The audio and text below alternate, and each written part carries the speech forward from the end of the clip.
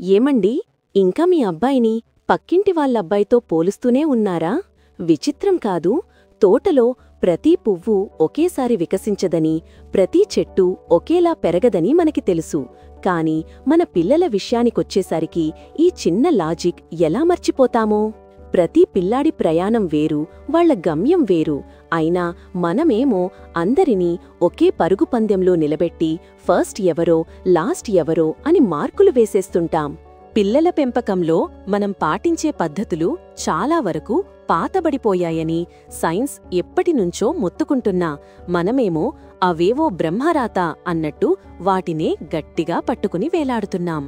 గారాబం చేస్తే పిల్లలు పాడైపోతారని, కాస్త కఠినంగా ఉంటేనే ప్రయోజకులవుతారని మనకి చెప్తూ ఉంటారు. కాని మనం వేసే దెబ్బలు, తిట్టే తిట్లు వాళ్లలో గౌరవాన్ని కాదు, కేవలం భయాన్ని మాత్రమే పెంచుతాయి.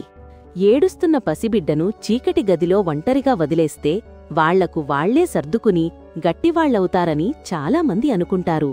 కాని నిజానికి ఆ పని వాళ్ల లేత శరీరంలో భయాన్ని, ఆందోళనను పెంచే హార్మోన్లను వరదలా పంపించడం తప్ప ఇంకేమీ చెయ్యదు.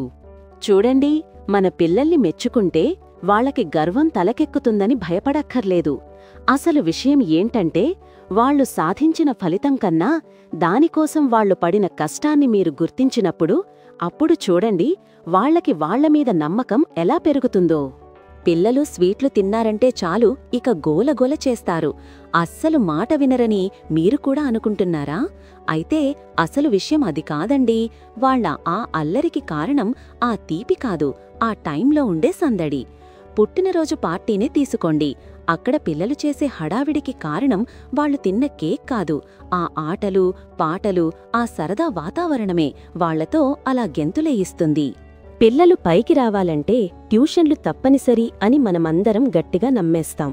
కాని ప్రతీదీ మనమే ఉగ్గుపాలతో తాగించినట్టు చెబితే, స్వంతంగా ఆలోచించి ఏదైనా నేర్చుకున్నామన్న ఆ కిక్ వాళ్లకి లేకుండా పోతుంది. పిల్లల్ని మరీ గారాబం చేస్తే పాడైపోతారనే భయం ఒకటి ఉంటుంది కదా, అదంతా ఉత్తమాటేనండి. నిజానికి మీరు వాళ్లని హత్తుకున్న ప్రతిసారీ వాళ్ల బుజ్జి మెదడులో భద్రత, నమ్మకం, ఇంకా మానసిక ధైర్యానికి బలమైన పునాది పడుతుంది.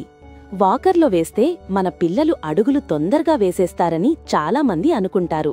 కాని నిజానికి ఇది వాళ్ల నడకను ఇంకా ఆలస్యం చేస్తుంది. అదెలాగంటే, వాళ్లంతట వాళ్లు కిందపడకుండా బ్యాలెన్స్ చేసుకోవడాన్ని ఈ వాకర్ నేర్చుకోనివ్వదు.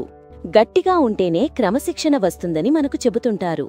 కాని నిజానికి ఆ అదుపు మరీ ఎక్కువైతే వాళ్లు బాధ్యత నేర్చుకోవడం పక్కన పెట్టి మనకు ఎదురు తిరగడం, ప్రతీదీ దాచడం మొదలుపెడతారు.